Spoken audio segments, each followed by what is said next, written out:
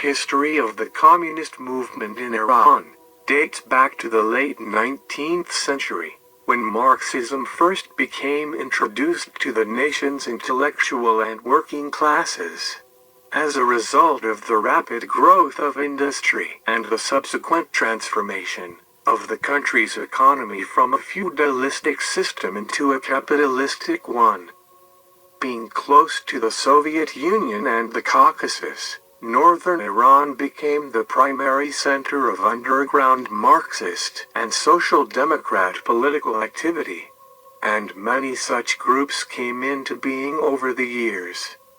The Communist Party of Iran was founded in June 1920 in Bandar-e-Anzali, in the province of Gilan, as a result of the First Congress of Iranian Social Democrats. Haidar Mughali, who was one of the leaders of the Constitutional Revolution of Iran, became the Secretary General of the new party. At the same time, Mirza Kuchuk Khan Jangali, another major leader of the Constitutional Revolution, and also the leader of the Revolutionary Jangali, established the Soviet Republic of Gilan with the assistance of the Red Army of the Soviet Union. With the defeat of both the newly formed Soviet Republic of Gilan and the Communist Party, communist and social democrat activity once again went underground. In the early 1920s, the Qajar dynasty finally collapsed, and Reza Shah ascended to the throne in 1925, establishing the Pahlavi dynasty. The new Shah introduced many reforms, such as limiting the power of the Shia clergy, but also in turn established an authoritarian dictatorship. In 1929-30, the party organized strikes in an ice and textile mill, the Mazandaran railways, Mashhad carpet workshops, and most importantly, in the British-owned oil industry. The government cracked down heavily and some 200 communists were arrested. 38 were incarcerated in Casa prison in Tehran. 7 died there, all from natural causes. Along with the Stalin purges, which took a heavy toll on Iranian communist exiles living in the Soviet Union. These arrests meant the Communist Party of Iran ceased to exist for all practical purposes outside the walls of Qasr. During this time, the rest of the international communist movement was also thriving.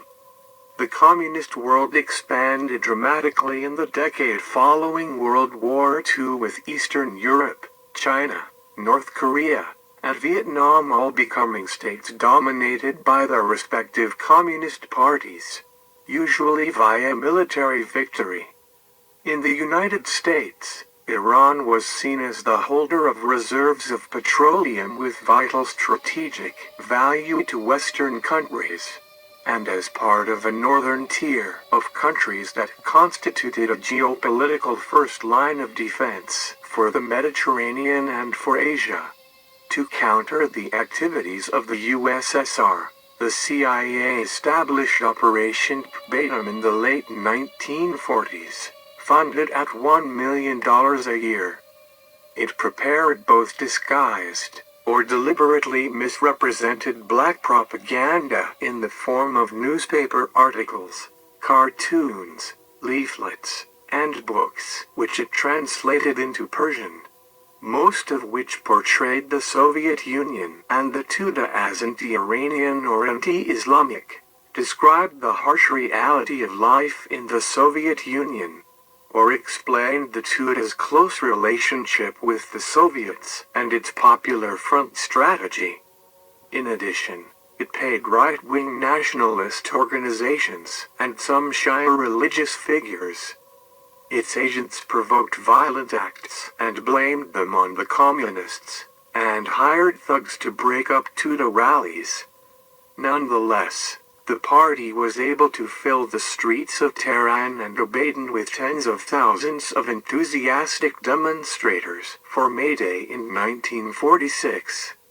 The Tudeh Party of Iran is an Iranian communist party, formed in 1941, with Sulaiman Mirza Iskandari as its head. It had considerable influence in its early years and played an important role during Mohammad Mossadegh's campaign to nationalize the Anglo-Persian Oil Company and his term as Prime Minister. The crackdown that followed the 1953 coup against Mossadegh is said to have destroyed the party, although a remnant persisted.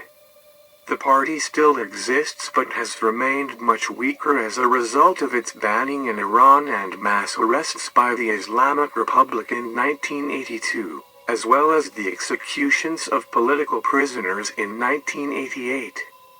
The mass arrests, destruction of its organization and execution of some 40 to 50 leaders following the coup has been said to have destroyed the Tudeh. Between 1953 and 1957, Iranian security forces using brute force, together with the breaking of the cryptographic code probably with CIA know-how, tracked down 4,121 party members. This constituted the whole Tudeh underground and more than half the party membership.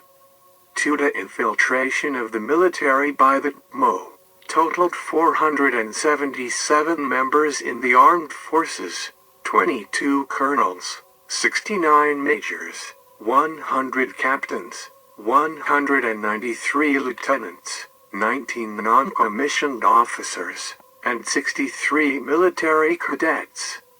Ervand Abrahamian notes that none of these was in the crucial tank divisions around Tehran that could have been used for a coup d'état, and which the Shah had screened carefully.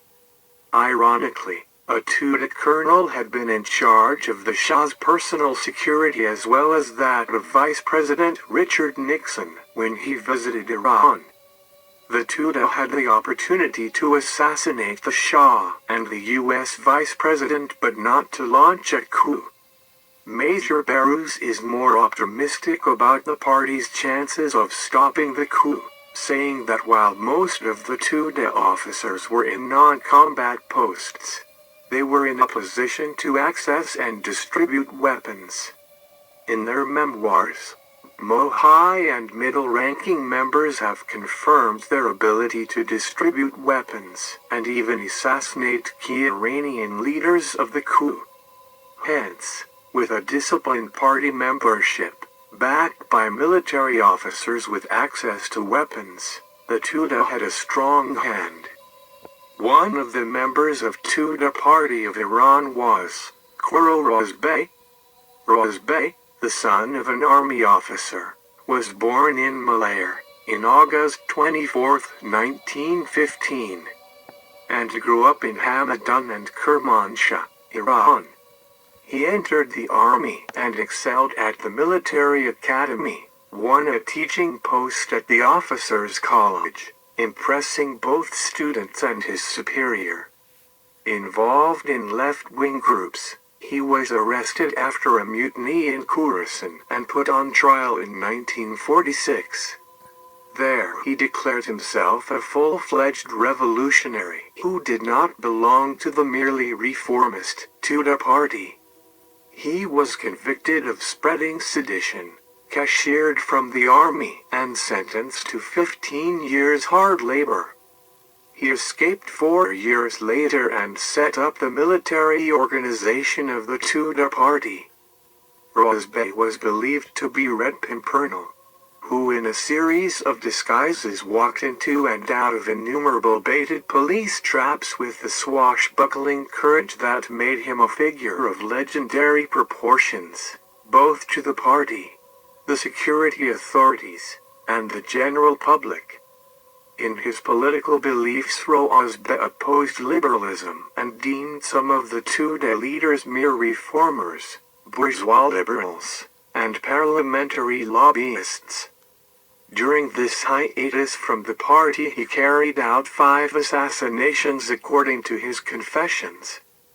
4 of the victims were party members suspected of selling information to the police after the 1953 coup, one of these being Heshmatiyeh Krani, a member of a prominent clerical family from Azerbaijan. The 5th killing was of Mohammad Masoud, a maverick newspaper editor and opponent of the regime. Roozbeh thought that the assassination of such a popular anti-court journalist would polarize Iran and thus radicalize the Tudeh, and emphasized that he carried out the Masoud assassination without the party's knowledge. In the words of Ravand Abrahamian, Roozbeh was a radical in the tradition of Bakan and not of Marx and Engels. Roozbeh was wounded and captured after a shootout in July 1957. He was interrogated, tried in camera, and executed secretly in Kızılkale prison in May 1958. Before the execution, his legs were broken up. One of Roozbeh's more controversial activities was confessed to interrogators before he died.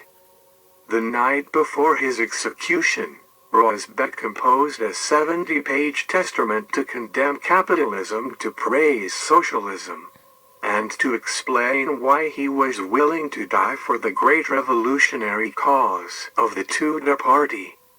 The party posthumously elevated him to the Central Committee and made him into an icon equal to Taqi Erani. It published laudatory articles every year commemorating his martyrdom. It erected a statue in his honor in Italy. Khosrow Roozbeh was 42 years at the time of his execution. Thank you for watching Death Row.